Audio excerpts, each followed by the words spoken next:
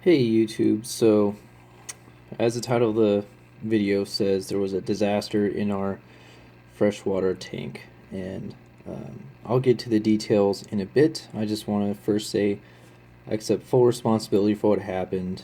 Um, Whatever caused it, ultimately, I don't know the science behind it, but whatever happened, I accept full responsibility.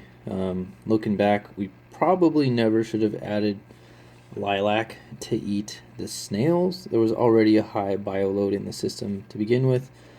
But as it all goes, we had a disaster. So for probably a couple weeks, we were having pea soup green algae or photosynthetic algae. So our water was pea soup green. It was disgusting. Um, Someone asked, like, hey, did you test your water before you did the water change? Um, no, the water was green. So I knew I needed to do a water change. But anyways, I did a 75% water change. I used RODI water. Some people have commented, hey, why'd you use RODI water? It's not good for the fish.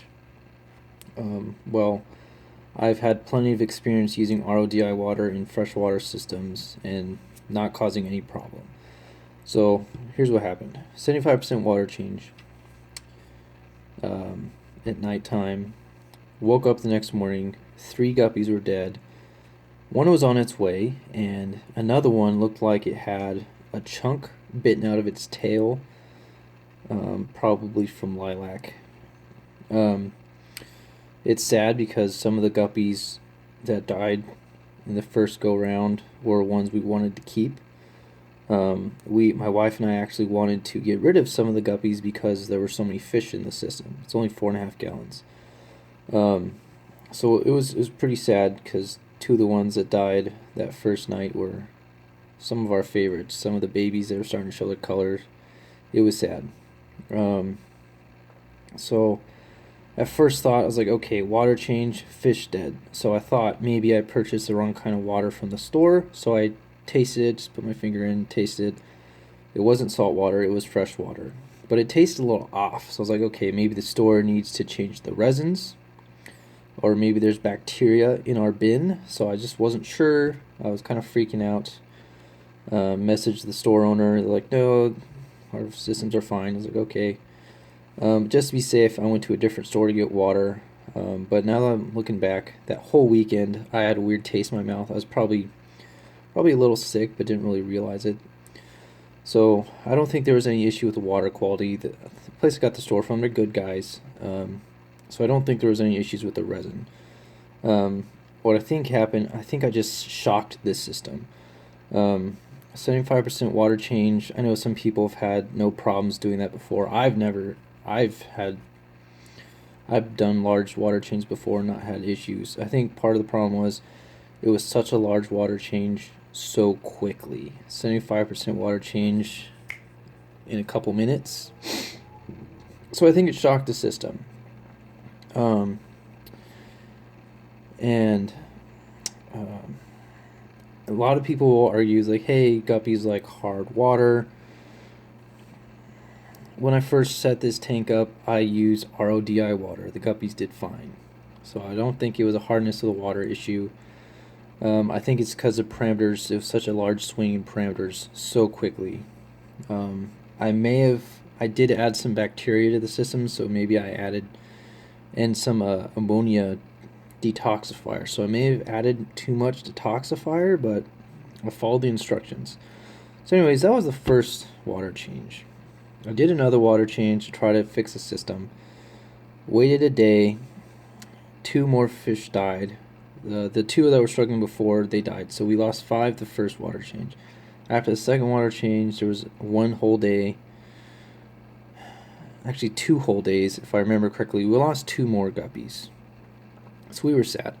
I thought it might have been ammonia burn because one of the guppies had some red on it, but it wasn't ammonia burn. I looked at the parent of the one guppy. It has lots of red on it. So it wasn't ammonia burn.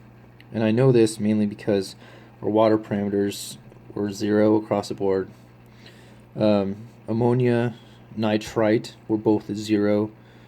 Nitrate was a little bit above 0, but not enough to be a concern. It was only like maybe 1 or 2, not a big deal. And our pH was in the mid-7s, around 7.6. So water quality wasn't an issue. I think it was just, hey, shock the system. And those other 2 that died, I think it affected them longer. So end of the first week after the incident, we had 2 guppies left. They were both females. They were actually probably the largest guppies we had, so I think that's why they survived. They made it through. We went away that weekend. Friday night, fed, did another water change because the water was still kind of green. You can kind of see a green tint here, but it's doing a lot better. 2 guppies were doing fine. Left Friday night after doing a water change. We came back, and the final 2 guppies died. We came back, and the guppies were dead. I was like, okay, this doesn't make any sense. But I think what happened is bettas can get pretty aggressive, and they have small stomachs. So I think the final 2 just died because Lilac was hungry. So there you have it. That was a disaster. A lot of people will say, hey, you can't have guppies and bettas in the same tank. That's simply not true. In a small tank like this, 4.5 gallons, you shouldn't have bettas and guppies in the same tank. When we first got Lilac, we got her to eat the snails. That was it. We shouldn't have done that. We should have just taken the snails out manually. It's not hard. Just get a net and take them out. So now, gradually, our guppy tank has turned into a betta tank. I think that's funny because as much as I like bettas, I never thought I would have a betta tank. But now we do. So, anyways, we're looking forward to it. By the way, the tank was just fed, so don't yell at me for the fish water quality being bad. The water moss is making a comeback. Don't yell at me. They just got fed. Anyways, so I'll just do a couple, 1-minute shot of Lilac towards the end. So if you made it this far, please like, please subscribe. Looking forward to share more info about our freshwater tank, our saltwater aquarium, Ember, our bearded dragon. I'm going to post a video shortly of Jasmine, our cat. I think you guys would like that. So here you have it. Here's just a shot of our tank, and Lilac is enjoying the show. All right.